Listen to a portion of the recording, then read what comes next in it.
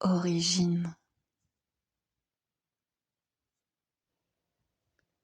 Le mot origine, l'étymologie de ce mot, ça vient en fait du latin originem, qui veut dire provenance, naissance, et qui est donc un dérivé de oriri, qui veut dire naître.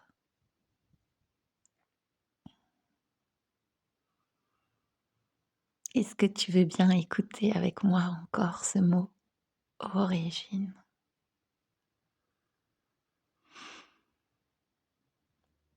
Or, i, gine. Dans la musique de ce mot, il y a de l'or.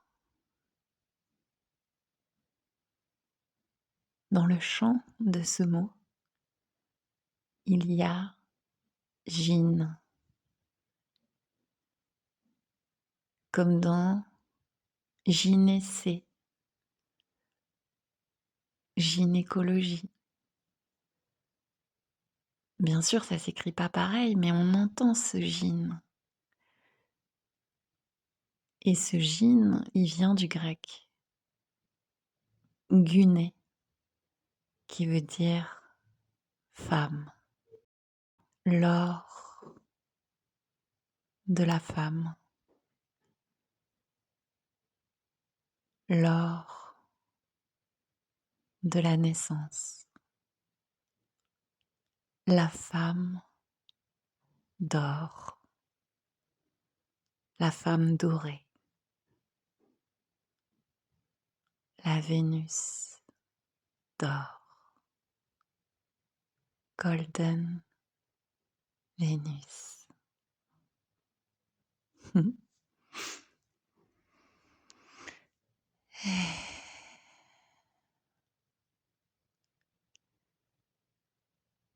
Cette Vénus, elle est très présente depuis le début de cette année 2024.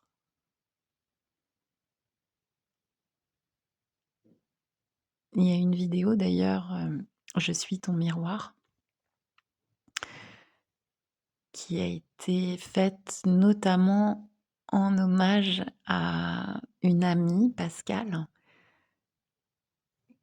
qui, au moment où la vidéo était faite, j'ai appris qu'elle avait posé,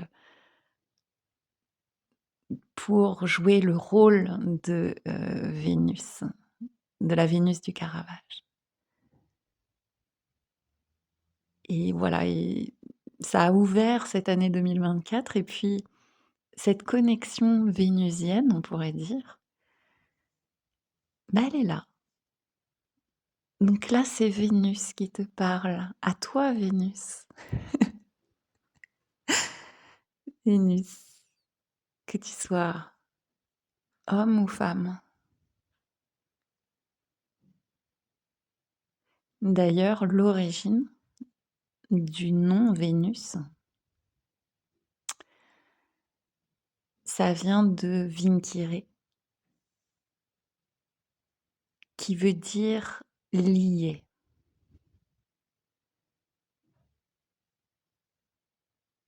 Et c'est elle qui lie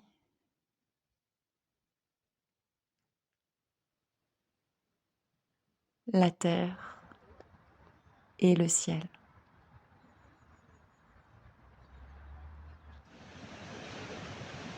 La mer et le ciel.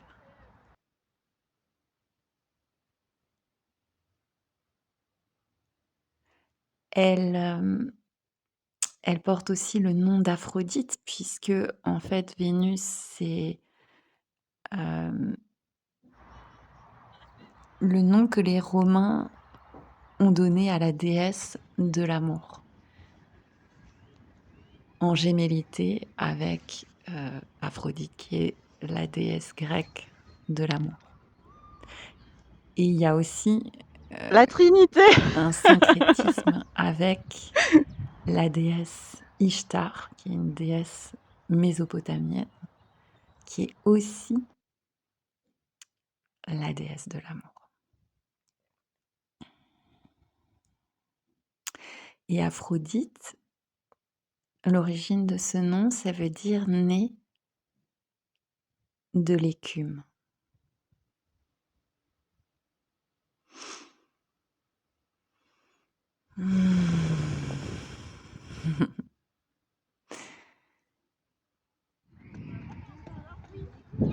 Et suivant les récits, parce que en fait dans la mythologie, là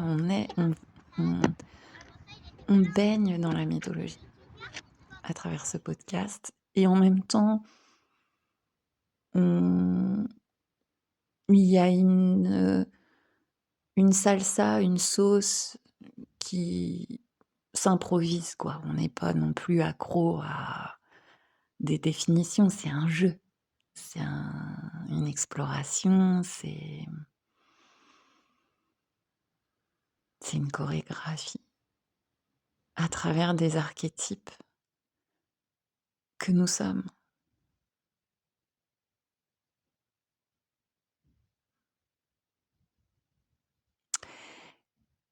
Et donc suivant les récits, elle peut être la fille de Zeus Jupiter ou la fille d'Ouranos. Ouranos qui est donc le ciel. C'est le dieu du ciel étoilé. Et il est né de Gaïa, la terre, qui en a fait son égale et qui ensuite a couché avec Ouranos et a donc enfanté les cyclopes, les titans. Et ces enfants, en fait, Ouranos les redoutait, les haïssait et leur refusait de venir à la lumière.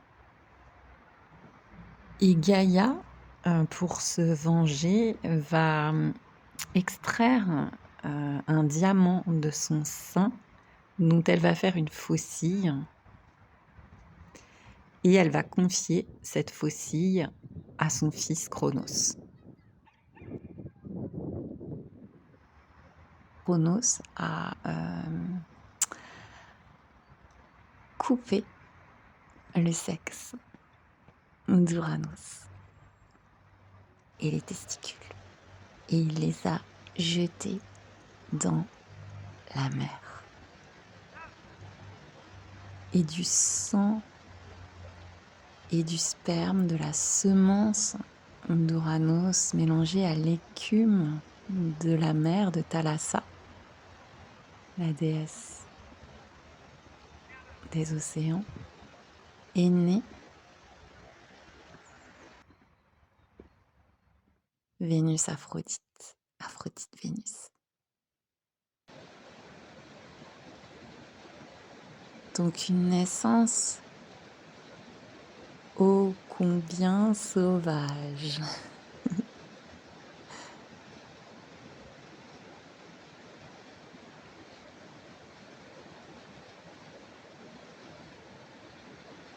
Et cette naissance et cette déesse nous relient à l'origine.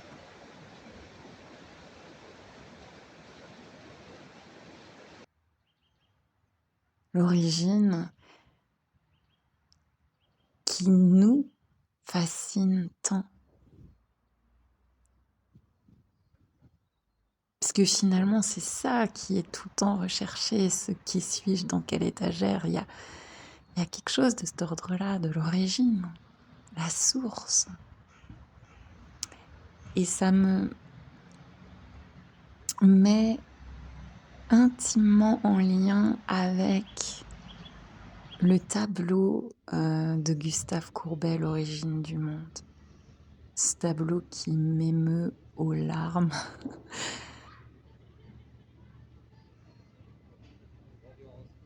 Mmh. Mmh.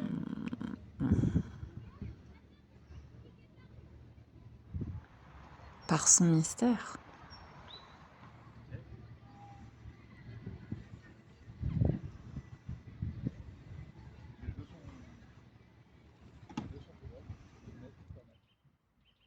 Le sexe, féminin est un reflet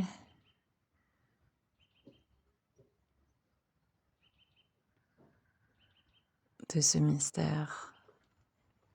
Un des reflets. Mystère insoluble de l'origine.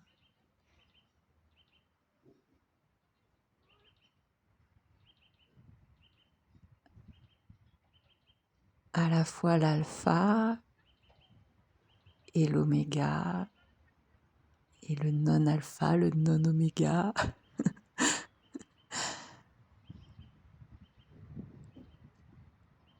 Une vulve infinie.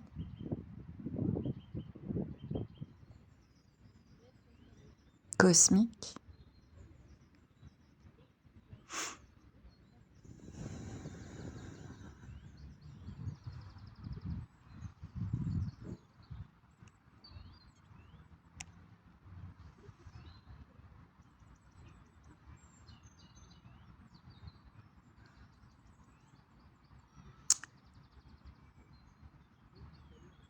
Et cette déesse, Vénus, elle est toute en contradiction, en contraste.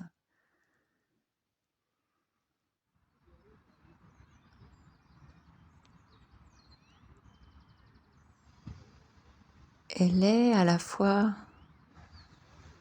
la déesse de la chasteté et en même temps, elle est la patronne, entre guillemets patronne, des prostituées.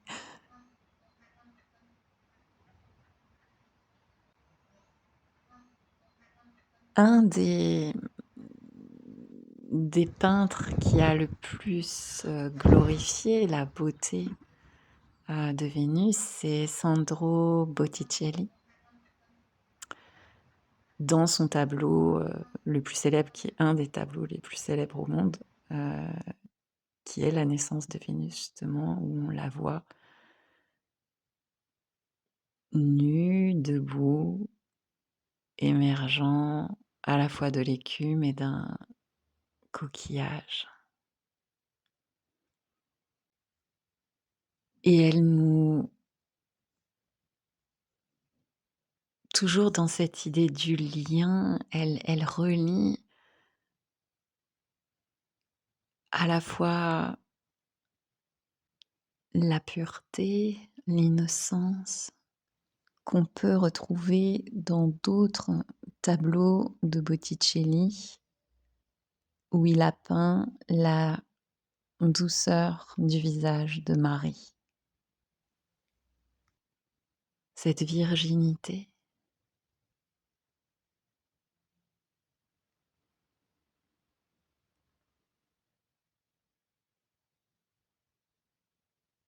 Et à la fois cette chair offerte qui peut évoquer la figure de Marie-Madeleine. Elle nous renvoie aussi à Ève, qui elle aussi est une des figures de l'origine du monde. D'ailleurs, elles ont un attribut en commun puisque toutes les deux, il y a la pomme. Et chez Vénus, c'est la pomme d'or. Et il y a aussi, d'ailleurs, dans le tableau de Sandro Botticelli, on le retrouve après dans un tableau de Dante Rossetti, la rose, qui est un autre des attributs de Vénus et qui est aussi un des attributs de Marie.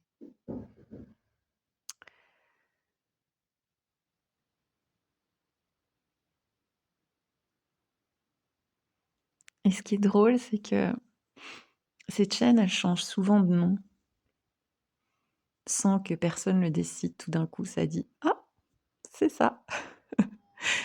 Et donc il y a quelque temps, quand le nom a changé, j'étais dans un square et il y a vraiment eu cet élan de nommer la chaîne Vera Golden Venus et puis au moment où ça allait se faire, j'avais pas trop l'habitude d'être dans ce square. Je me lève du banc, sur lequel j'étais assise et puis j'étais attirée par un petit bloc, de jeu et je vais jusqu'à ce petit bloc et je vois que c'était écrit, je vais le mettre en image, je pense, hem, toutes les planètes dont Vénus et avec un miroir et c'est très drôle parce que, il y avait aussi le miroir, donc dans la vidéo, je suis dans le miroir et c'est un des attributs de Vénus, le miroir. Je trouvais ça mignon comme, comme petit clin d'yeux juste avant que je fasse le changement.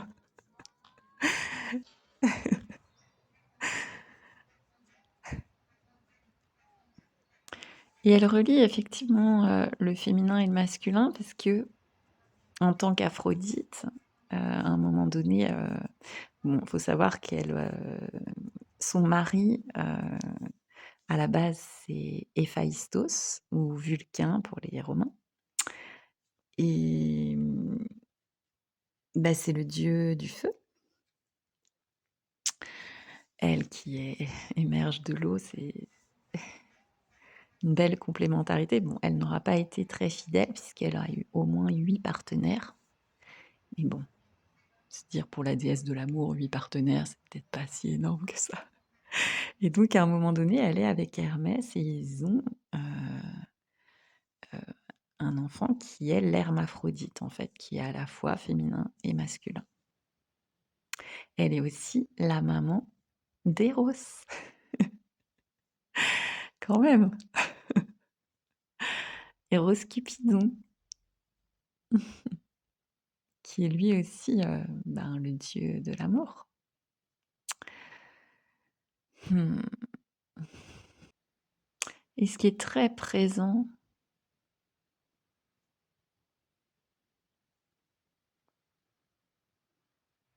puisque c'est aussi la déesse de la beauté.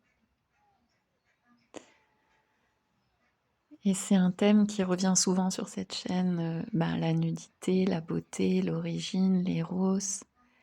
Et il y a une playlist, qui est, beauté, cosmique, inconditionnelle et il y a une vidéo qui s'appelle, à la base, «Nous sommes tous beaux» et qui est en train d'être baptisée, «Oh les beaux gens», qui évoquait, ce thème et ce qui me vient par rapport à cet archétype vénusien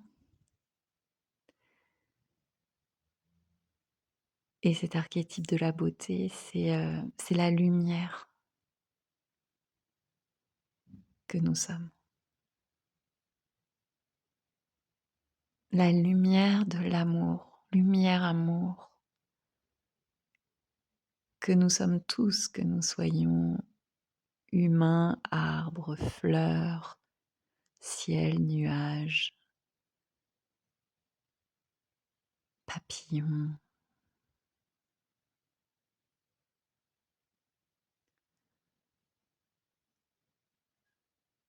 rivières.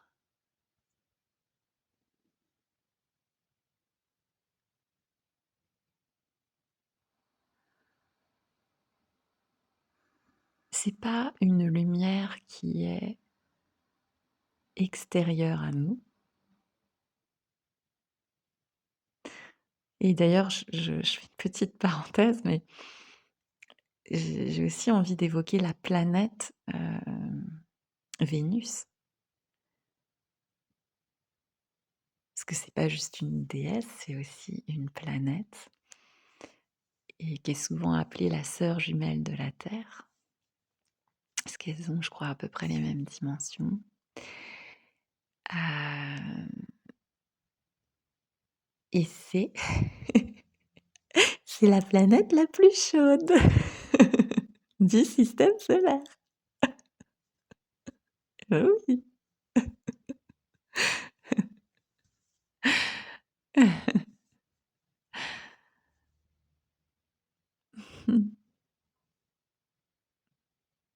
Et c'est aussi, l'astre, le deuxième astre le plus brillant du ciel nocturne après la Lune. Donc c'est cette lumière, en fait, c'est-à-dire qu'on l'a appelée l'étoile du Berger, Vénus, parce que c'est l'étoile, enfin, c'est la première étoile qu'on voit dans le ciel, même en plein jour. Au crépuscule, c'est la première étoile qui apparaît, qui est la plus brillante. Et c'est la dernière aussi le matin qu'on voit encore.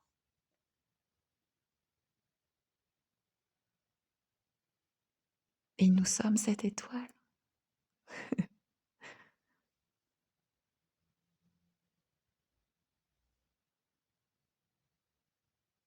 Amoureuse.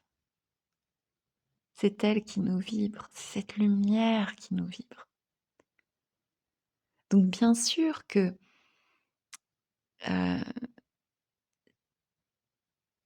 il y a quelque chose quand on évoque Vénus ou Aphrodite, de l'ordre d'une beauté dite canonique, qui correspond à certains canons esthétiques, qui est idéalisé. Et il y a rien de mal à ça. C'est merveilleux en fait de enfin, moi ce tableau, il m'accompagne, bon j'ai déjà évoqué, mon passé, universitaire, en histoire de l'art et voilà, je suis in love, de Botticelli, enfin de ses œuvres, quoi. Je ne m'en remets pas, enfin, je peux les regarder à l'infini, quoi. C'est un vrai délice. Donc le fait que la beauté soit idéalisée, c'est complètement OK. Et évidemment, cette beauté que nous sommes n'est pas limitée à ces canons, mais elle peut aussi être reflétée à travers ça. Enfin, quand on regarde les fleurs, quand on regarde les arbres, on se dit: «Mais waouh!»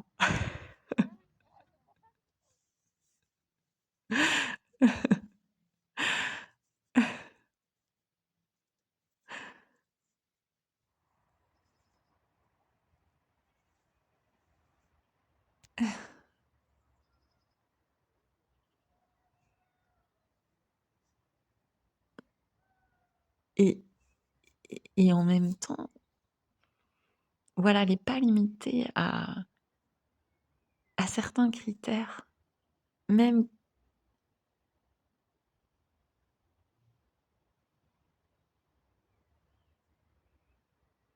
si on prend les fleurs, par exemple, même une fleur qui en est au stade d'être fanée, d'être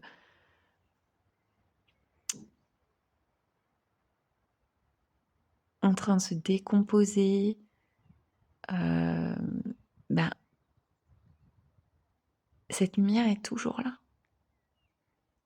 est toujours vibrante et et c'est sans fin parce qu'elle retourne à la terre, elle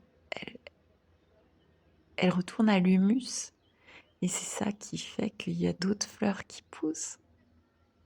Donc cette naissance perpétuelle, c'est ça l'origine que nous sommes, c'est que c'est une naissance infinie.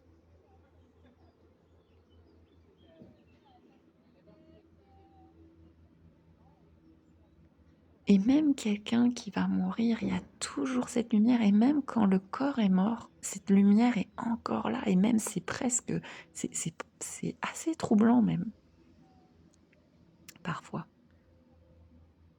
Tu es cette lumière, mon amour.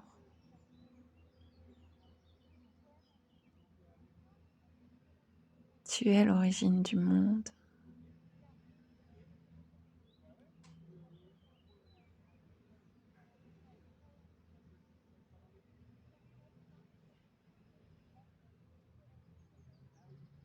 Tu es ce désir.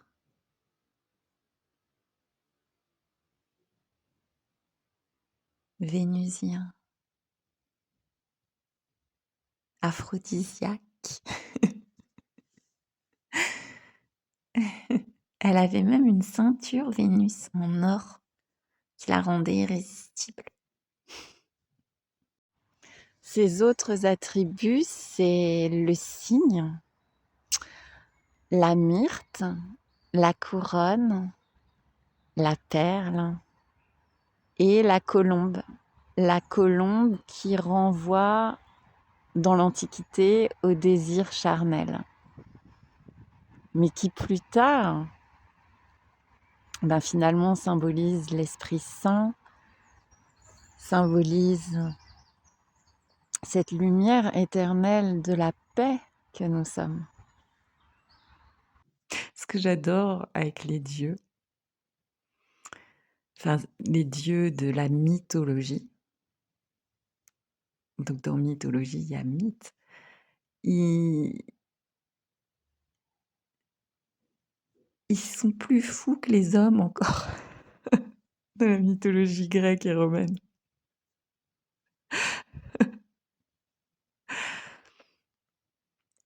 D'ailleurs, ils vont aussi avec des hommes ou des femmes, avec des animaux, enfin c'est...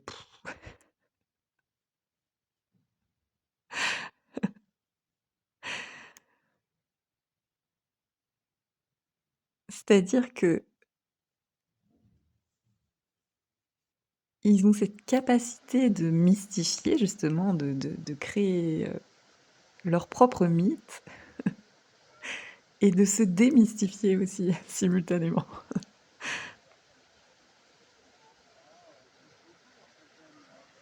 L'auto-démystification. On ne peut pas les prendre trop au sérieux parce que même les humains ils disent c'est quoi ce bordel?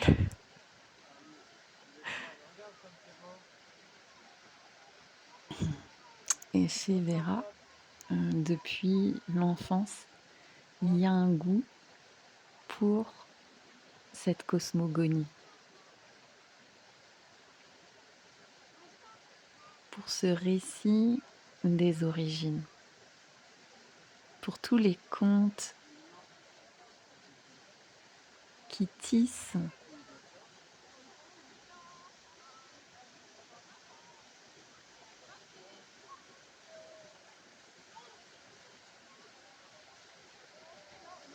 les héros et les héroïnes. Un out. Parce que ça peut être des anti-héros et anti-héroïnes. Et c'est ça, en fait. Nous sommes le héros de l'amour, l'héroïne de l'amour, la fée de lumière, la fée de l'amour. De quoi que nous fassions, c'est cette lumière qui nous rayonne. Dans les mots, dans le silence, dans le chant, dans la danse,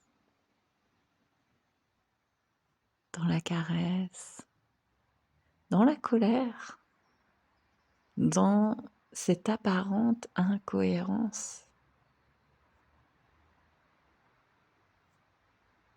Ouais, c'est vrai, quand tu lis la mythologie, il y a un côté rassurant. Tu te dis, oh bah dis donc, bah moi, ma vie alors, elle est normale en fait.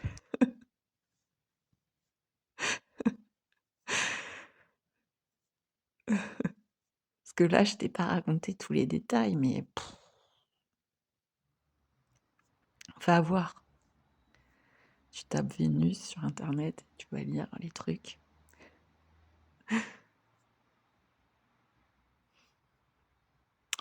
Et aussi, ouais, ce que je voulais dire, c'est que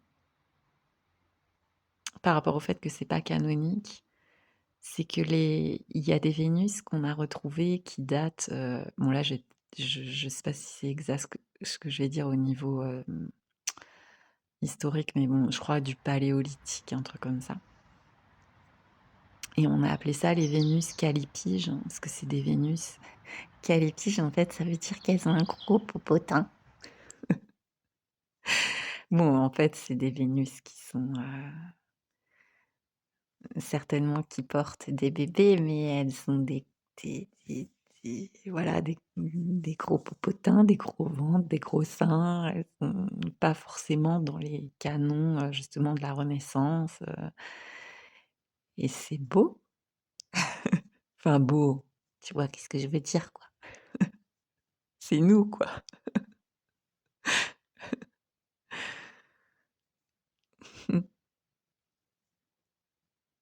Donc Vénus, elle peut être, aussi borderline qu'une Nina Hagen aussi, quoi.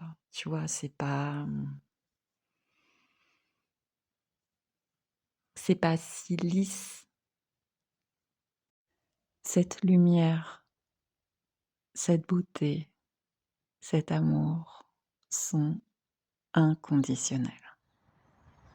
Ils ne dépendent ni de la forme, ni de la non-forme apparente et légendaire.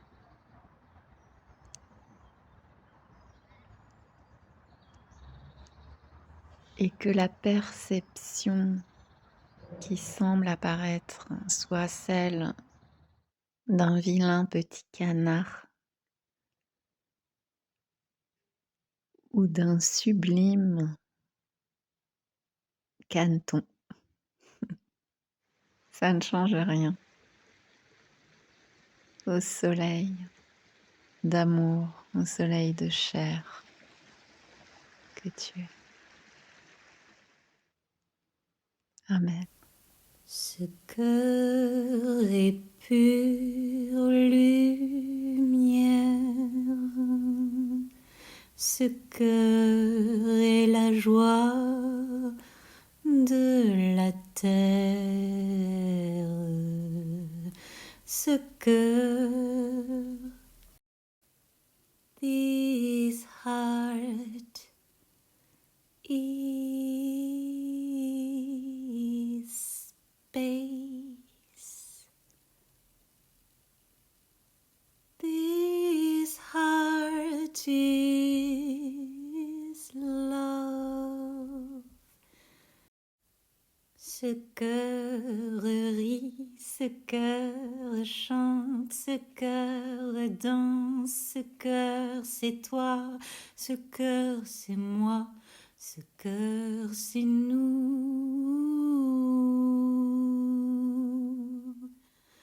Ce cœur est fou, ce cœur est sauvage, ce cœur